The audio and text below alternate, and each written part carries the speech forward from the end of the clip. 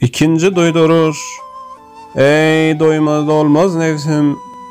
Her gün çörek ýersiň, su içýärsiň, howadan dem alýarsyň, ýöne bizar bolmaýarsyň. Sebäbi şol zatlar saňa dama gerek bolup durýar. Şonuň üçin bizar bolmak beýle dursun. Her gezeginde lezzet alýarsyň.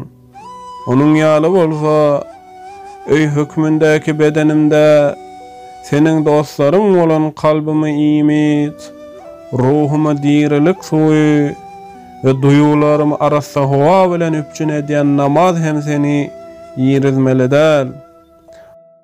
Diýmek dörli ýollar bilen ynjaýan, eziyet çekýän, hemde dörli ýollar bilen lezzet alýan we tükeneksiz isle arzuwlary bolan kalbi ýymitdir güýç bilen üpçün etmeň ýolu.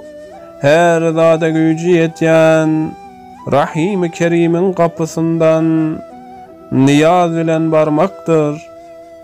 Diýmek, ýyzynda aýrylyk feryatlaryny galdyryp, hem bu fani dünýäden ören çalt geçip gidýän bir topar barlyklar bilen ara baglanyşy bolan insan ruhuna dirilik suwuny içirmeň ýoly, bir özü her zada diýen Mabud-u Baqinin, Mahbub-u Sermedi'nin rahmet çeşmesine namaz bilen barmakdır.